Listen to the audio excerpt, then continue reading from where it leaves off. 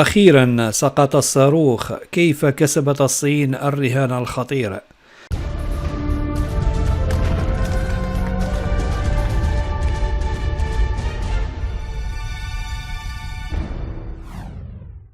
أعلنت السلطات الصينية الأحد أن جزءا كبيرا من صاروخ فضائي صيني تفكك فوق المحيط الهندي بعد دخوله الغلاف الجوي للأرض بطريقة عشوائية، مما يضع حدا للتكهنات حول مكان سقوط هذا الجسم البالغ وزنه 18 طن وكان تائها في السماء.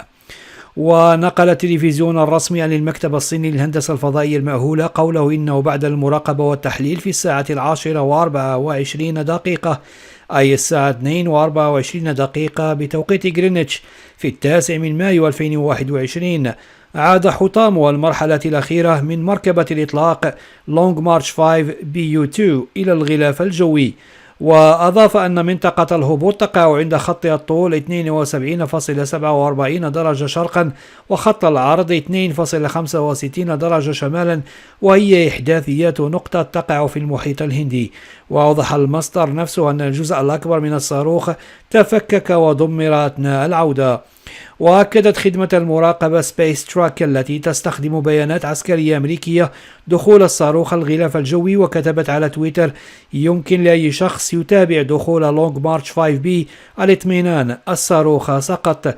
وكان خبراء توقعوا أن يسقط الحطام في المحيط الهندي لأن المياه تغطي 70% من سطح الأرض، لكن العودة الغير المنضبطة لجسم كبير من هذا النوع أثارت مخاوف من أضرار وخسائر محتملة، على الرغم من حسابات أشارت إلى أن هذا الاحتمال ضئيل. وكانت وكالة الفضاء الأمريكية والأوروبية من الجهات التي كانت تتابع مسار الصاروخ وتحاول تحديد وقت ومكان سقوطه.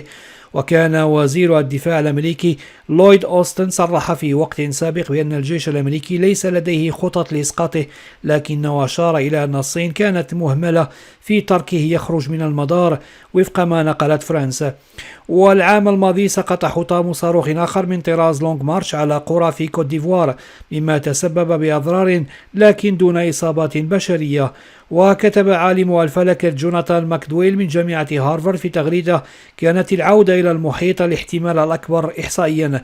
وأضاف أن الصين كسبت الرهان على ما يبدو، إلا إذا وصلت أنباء عن وجود حطام في جزر المالديف، لكنها كانت متهورة. من جانبها ذكرت وسائل إعلام صينية رسمية أن بقايا أكبر صاروخ صيني سقطت في المحيط الهندي، مضيفة أن معظم مكوناته دمرت فور دخولها الغلاف الجوي، لتنهي بذلك تكهنات استمرت. وتشير الإحداثيات التي قدمتها وسائل الإعلام الصينية الرسمية نقلا عن مكتب هندسة الفضاء المأهولة الصيني إلى أن موقع الارتطام هو المحيط الهندي وتحديدا غربي جزر المالديف.